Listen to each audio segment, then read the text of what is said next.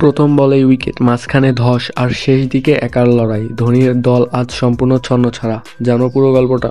দুই দলই টেবিলের একেবারে নিচে, কিন্তু প্রশ্ন একটাই, কে উঠবে একটু উপরে, কে নেবে স্বস্তির নিঃশ্বাস। এম.এ চিদাম্বরম স্টেডিয়ামে মুখোমুখি চেন্নাই সুপার কিংস আর সানরাইজার্স হায়দ্রাবাদ। টস জিতে বোলিংয়ে হায়দ্রাবাদ, আর শুরুতেই চমক। প্রথম বলে ফিরলেন ওপেনার শাইখ রশিদ, বল করেছেন মোহাম্মদ শামি, স্লিপে দুর্দান্ত ক্যাচ অভিষেক শর্মার। মাঠে কিছুটা স্থিরতা আনেন আয়ুষ মাহাতে আর শ্যাম কারেন, দ্বিতীয় উইকেটে ৩৯ রানের জুটি। কিন্তু এরপর আবার ভাঙ্গন। কারেন ফিরলেন ৬ রানে, মাহাতে থামলেন ৩০ রানে। বরীন্দ্র জাদেজা ছিলেন স্লো মোশন, ১৭ বলে মাত্র ২১। এরপর একের পর এক উইকেট। চেন্নাইয়ের ইনিংসে যেন হয়ে গেল থমকে যাওয়ার ট্রেন।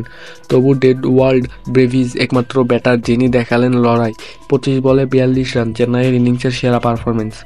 শিবম দুবে ১২, ধোনি মাত্র ৬, আর বাকিদের নামের পাশে শুধু হতাশা।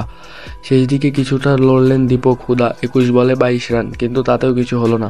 শেষ পর্যন্ত ১৫৪ রানেই গুটিয়ে গেল চেন্নাই। ১৯ ওভার ৪ বলে শেষ ইনিংস। হায়দ্রাবাদের হয়ে হার্ষাল প্যাটেল বাজিমাত, মাত্র ২৮ রানে ৪ উইকেট। সঙ্গে ছিলেন উনাদখত আর প্যাট কামিন্স, দুজনেই নিলেন ২টি করে উইকেট। এখন লক্ষ্য ১৫৫, পারবে কি হায়দ্রাবাদ? টেবিলের নিচ থেকে উপরে উঠবে কারা? জানতে চোখ রাখুন পরের আপডেটে।